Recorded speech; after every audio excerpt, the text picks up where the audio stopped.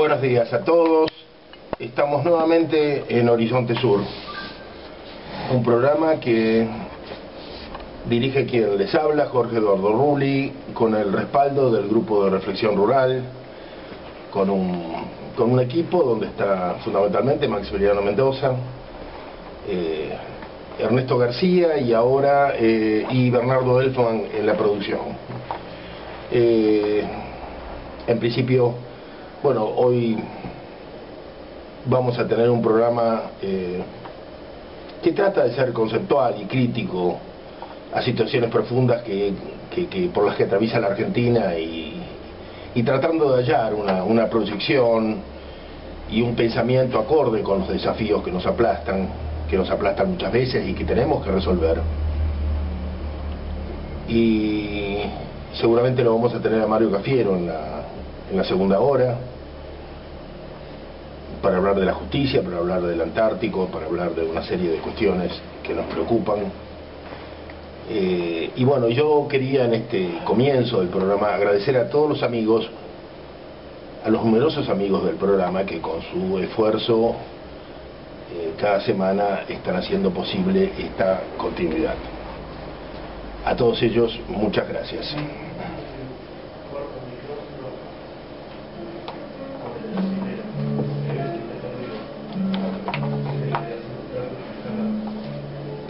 Bien, y ahora vamos a la editorial de este sábado. En los años 90 se propiciaron desde el Estado, particularmente desde el INTA y desde la entonces Secretaría de Agricultura, las cadenas agroalimentarias y el supermercadismo. Se fortaleció asimismo la tendencia a industrializar los alimentos y se habilitaron para su comercialización las primeras semillas genéticamente modificadas. Fue entonces cuando nosotros como GRR comenzamos a denunciar que el país entraba en la fase del modelo de los agronegocios y señalamos que nadie había votado esas políticas que se decidieron a espaldas de la opinión pública y que inclusive la propia dirigencia política ignoraba, a veces totalmente, el sentido y los contenidos de los cambios que se estaban sucediendo. Esos cambios estructurales que afectaban decisivamente al destino de la Argentina acontecían en los marcos de lo que algunos llamaron una nueva revolución verde en la agricultura y que en verdad no eran más que el reemplazo de las labores agrícolas racionales y relativamente sustentables que se habían llevado a cabo hasta entonces por las prácticas de una agricultura química con uso abundante de insumos, monocultivos extendidos, nuevas formas de administrar y gerenciar la empresa agropecuaria y además el nuevo protagonismo central de los pools de siembra, en reemplazo del típico contratista que realizaba las labores agrícolas por encargo del chacarero, y ahora todo ello impulsando un modelo de agroexportación de commodities a satisfacción de los mercados globales. Desde los años 90 hasta el presente fueron muchas las administraciones y banderías políticas que pasaron por el gerenciamiento político del modelo en cualquiera de sus numerosos aspectos. Todos se asemejaron en el sentido de que parecían no conocer demasiado del tema, hasta que a poco andar en funciones de gobierno lo hicieron suyo y adoptaron con naturalidad. Y adoptaron con naturalidad los mismos discursos que alguna vez a finales de los años 90 habían urdido Héctor Huergo, Gustavo Grobocopatel y Víctor Truco. Víctor Truco, el presidente honorario de APRESID, la Asociación de Siembra Directa. En el caso de la presidente Cristina Fernández de Kirchner, que se ha convertido en una de las más entusiastas propaladoras de las bondades y maravillas de la biotecnología, de los patentamientos de genes y de las políticas de la empresa Monsanto, se dice que fueron Daniel Filmus y Adrián Paenza los que se habrían encargado de ganarla para el nuevo mesianismo tecnológico y probablemente sin mayor esfuerzo, en una larga conversación habida durante una de sus giras en un hotel de la ciudad de Nueva York. Digamos que ambos provienen del estalinismo y que Paenza sería nada menos que el hijo de uno de los más importantes dirigentes financieros del Partido Comunista, hombre del equipo secreto formado por Victorio Codovila en los años 40 para manejar las empresas del partido. A principios de los años 2000, no eran precisamente justicialistas quienes presidían la Comisión de Agricultura de la Cámara de Diputados Nacionales, sino que eran radicales, lo cual prueba una vez más que ciertos compromisos cortan por igual a toda la clase política.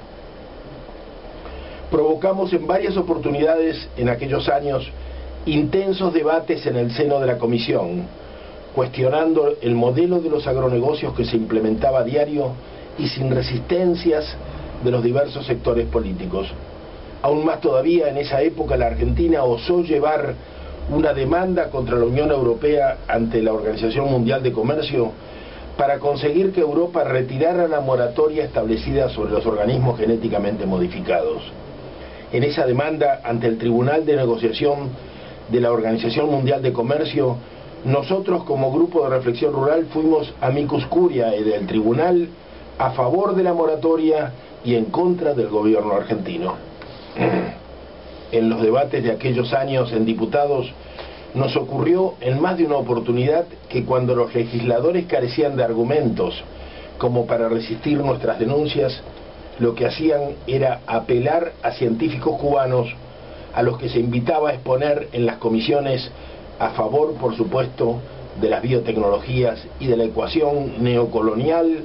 que nos obligaba a ser exportadores de commodities y de materias primas. En aquellos años en que todavía Fidel mantenía una presencia activa en el escenario internacional, su respaldo a las políticas del crecimiento y de la gran escala, así como de la incorporación masiva de tecnologías llamadas de punta en el continente, aunque implicaran fuertes alianzas con las corporaciones, tenían una fuerte presencia. A lo que apunto es que, más allá que el discurso de la sojización y de la colonialidad no le fuera propio a la mayor parte de nuestros dirigentes políticos, con la excepción de aquellos casos en que había intereses directos, la dirigencia política en general, y más allá de sus partidismos, aceptaba el discurso de los agronegocios como un guante que le calzaba perfectamente a sus intereses. Preguntémonos entonces, ¿cuáles eran sus intereses? Los intereses de la clase política, fundamentalmente los de intermediar las relaciones coloniales de la Argentina dependiente. A unos les convino la urbanización forzada, a que conducían los monocultivos, para implementar políticas de clientelismo o asistencialismo en las periferias urbanas. A otros les convino el tipo de transportes elegido para montar un poder personal sobre todo lo que circulaba sobre ruedas, y muchos fueron los que aprovecharon los fondos fiduciarios para convertirse en los nuevos agricultores urbanos que proponía Grobo Copatel. Todos aprovecharon los nuevos relatos que sacralizaban la idea de progreso y de crecimiento y adscribieron a las nuevas modernidades periféricas que nos proponían los mercados globales. Ahora, desde ciertos sectores de izquierda, se pontifica acerca de que los procesos extractivos en América Latina tienen una cierta autonomía en sí mismos como procesos económicos ligados a la globalización y a las necesidades de los mercados globales,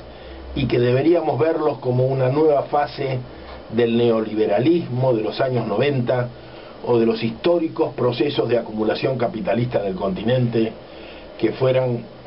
expresados por diversas corrientes desarrollistas o neodesarrollistas.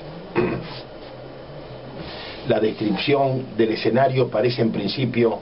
bastante acertada, sin embargo esconde sus trampas. La primera es que se expone con excesiva asertividad sobre una situación que durante años se permitieron ignorar,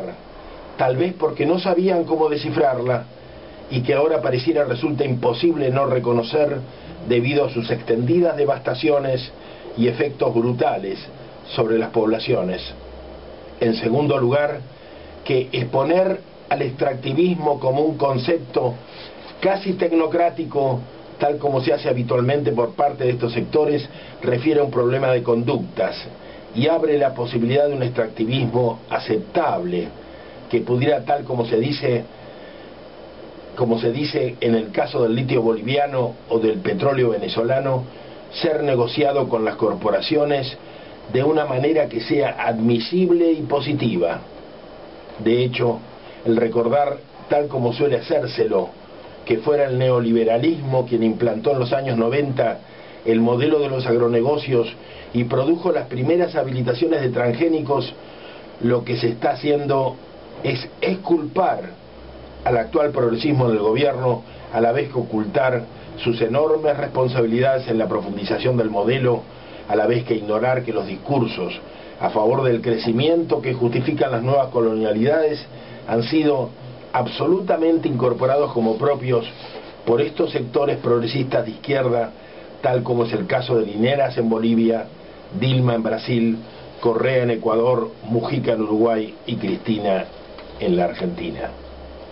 En cambio de imaginar la posible autonomía de los procesos extractivos que se daría, según algunos, al margen de la voluntad o de los propósitos de los actuales dirigentes, en verdad gerenciadores del modelo, creo que deberíamos tratar de comprender las razones por las que tanta gente de izquierda que nos prometía el socialismo, hoy en América Latina hacen por lo contrario, en función de gobierno, el megacapitalismo o el crecimiento dependiente de los mercados globales. Es por la misma razón por la que tantos intelectuales estudiosos de los movimientos sociales se esfuerzan por explicarnos algo que ya sabemos, la legitimidad de luchar contra los procesos extractivos, pero a la vez nos alertan sobre la dificultad de salir de ellos, ya que supuestamente la industrialización de nuestros países exigiría negociar ese mismo extractivismo con las corporaciones al estilo en que lo hace Venezuela o Bolivia. Es decir, que en la Argentina esos estudiosos acompañan los movimientos sociales contra el extractivismo sencillamente porque no están todavía en el gobierno. Cuando lo estén, si es que alguna vez lo estuvieran, como alguna vez ocurrió ya con el Frente Grande y otros sectores, serían los primeros en justificar esos procesos y en reprimir las luchas de los pueblos, tildándolas de reaccionarias o de impedir el progreso, tal como ocurrió recientemente en Bolivia, cuando los campesinos lucharon por impedir la construcción de la carretera que atravesaba el territorio indígena y Parque Nacional Tigris. Muchos otros referentes de una supuesta izquierda se esfuerzan asimismo por recordarnos que el kirchnerismo habría tomado muchos de los reclamos populares que se expresaron en el 2001 y el modo en que eso les habría valido la confrontación con sectores de poder como Clarín o la Mesa de Enlace. No faltan tampoco los supuestos dirigentes campesinos que con retorcida picardía nos convocan a sumarnos al gobierno para, jugando en líneas interiores con ellos mismos, modificar la relación de fuerzas y hacer posible que Cristina pueda deshacerse de Monsanto. Todos parecen prepararse para la etapa que se da por iniciada en medio del colapso generalizado, el final del kirchnerismo y un post-kirchnerismo de finales abiertos. Ninguno de ellos intenta comprender de manera seria el modelo de los agronegocios que sirve los mercados globales y que se sirve de los discursos y de los cuadros de la antigua izquierda, tal como se sirve de cada uno de ellos para las diversas variables existentes entre la complicidad, las acciones distractivas, la confusión cultivada y las propuestas de maquillaje y emprolijamiento. Todos ellos son hijos de Yalta y de la modernidad. No son capaces de imaginar una sociedad diferente y alternativa, una sociedad libertaria en que podamos cultivar la verdad y la felicidad del pueblo. Salir del kirchnerismo no solamente implicará un gigantesco esfuerzo de colonizador, implicará también la necesidad de que millones de argentinos asuman su definitivo mestizaje americano y retornen a la cultura del trabajo en el esfuerzo de repoblar el campo. Se trataría de volver a la tierra, pero volver con otro modelo agrícola, en que el enraizamiento de las familias, la convivencialidad y la producción de alimentos sean lo prioritario. No se pueden resolver esos desafíos ni siquiera en el plano de los pensamientos y de las buenas intenciones en la medida en que pongamos el carro detrás del caballo. Perdón, el caballo detrás del carro. Y eso es lo que pasa cuando, aún con las mejores intenciones, intentamos modificar el horror económico y social de una Argentina neocolonizada, anteponiendo los conflictos de algunas de las parcialidades a los intereses superiores del conjunto.